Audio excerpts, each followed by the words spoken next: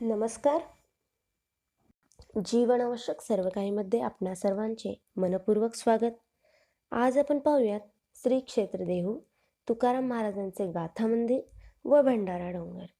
संत श्रेष्ठ श्री जगद्गुरू तुकोबा महाराजांचे जन्मस्थान इंद्रायणीच्या काठी आहे. तुकारामांचे नाव तुकाराम बोल्लोबा अंबिले असे होते. त्यांचा जन्म माघ शुद्ध 5 शके 1528 म्हणजेच 1 फेब्रुवारी 1608 मध्ये झाला. पंढरपूरचा पांडुरंग हे त्यांचे आराध्य दैवत होते. तुकाराम महाराजांनी ईश्वर भक्तीचा खरा मार्ग माणसाला दाखवला. आपण पाहूयात गावातील मंदिर, तुकाराम महाराजांची कौटुंबिक माहिती. तुकाराम महाराजांचे वडील बोल्लोबा व आई कनकाई, पत्नी जिजाई म्हणजेच आवडी, ते 17-18 वर्षाचे असताना त्यांचे आईवडील गेले व त्यांना दुष्काळाचा सामना करावा लागला. हे देहू गावातील त्यांचे राहते घर. या घरात आत्ता त्यांचे मंदिर आहे व त्यांचे जुने घर, माळवण व त्यांच्या पत्नीची छोटीशी मूर्ती आहे. समोर तुळस आहे. त्या घरात गेल्यावर मन खूप भावुक होते. आपण पाहूयात तुकाराम महाराजांच्या अभंग रचनेचे महात्म्य.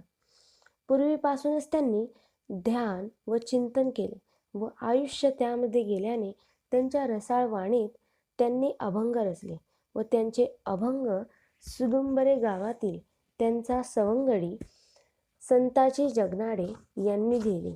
या संताजी महाराज जगनाडे यांचे मंदिर श्री क्षेत्र सुदुंबरे मध्ये आहे. तुकाराम महाराजांचे अभंग हे भक्तीला धरून होते. जसे म्हणतात, ओवी ज्ञानेश्वरांची व अभंग तुकारामांचा. ओवी ज्ञानेश्वरांची व अभंग तुकारामांचा. आपण पाहूयात इंद्रायणी नदी. तुकाराम महाराजांना खूप संकटे आली व त्यांना हसून तोंडही दिले. परंतु ज्यावेळी श्री रामेश्वर भट्टी यांनी दगडाला बांधून तुकारामांची अभंगवाणी इंद्रायणीच्या डोहात बुडवली, त्यावेळी त्यांनी विठ्ठलाला साकडे घातले व 13 दिवस अन्न पाणी वर्ज्य केले. ही अभंगवाणी 13 दिवसानंतर पाण्यातून वरती आली. ते ज्या दगडावरती बसले होते तो शिळा मंदिर म्हणून आपल्याला दर्शनासाठी आहे. तसेच गरुड मंदिरही देहूमध्ये पाहायला मिळते. आपण पाहूयात तुकारामांचे शिष्य छत्रपती श्री शिवाजी महाराज तसेच संत बहिणाबाई, ज्यांना संसारापेक्षा विठ्ठल भक्तीची ओढ जास्त होती. बहिणाबाईंनी कोल्हापूरमध्ये कीर्तन ऐकले व त्यांनी तुकारामांचा ध्यास घेतला व त्यांना तुकारामांचा गुरु करून घेण्याची इच्छा होती. या बहिणाबाईंना तुकाराम महाराजांनी स्वप्नात येऊन गुरुपदेश केला. आपण पाहूयात तुकाराम महाराजांचे गाथा मंदिर.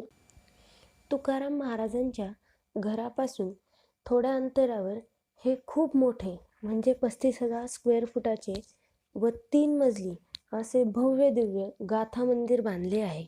येथे श्रीश्रेष्ठ जगद्गुरू तुकोबारायांची पंचधातूंची सुंदर मूर्ती आहे.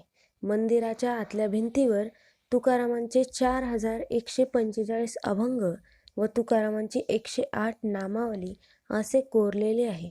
या मंदिरात येताना मोठे हत्ती तसेच प्रेक्षकांना मनमोहित करणारे कारंजे आहेत. सत्संग भवन आहे. येथे अजूनही खूप कामे होणार आहेत.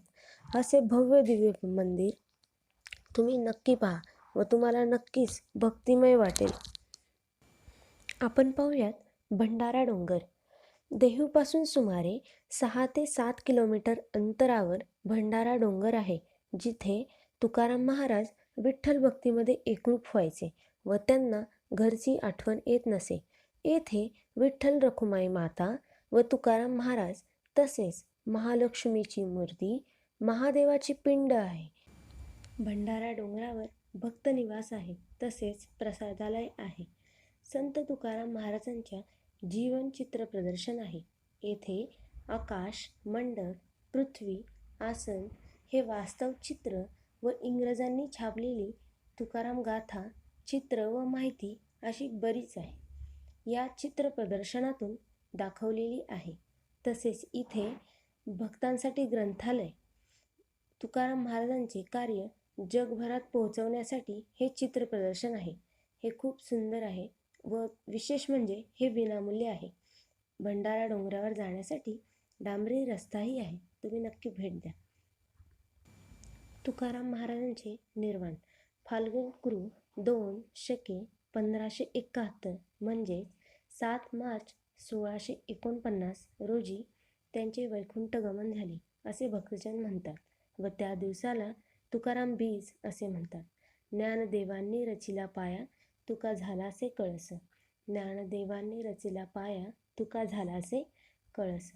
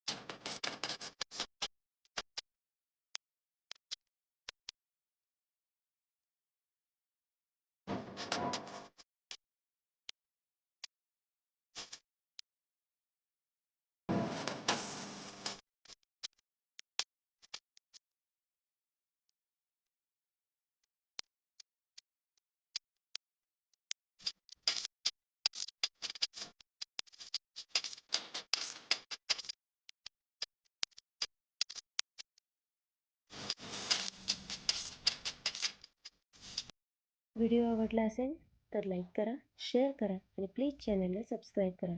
धन्यवाद.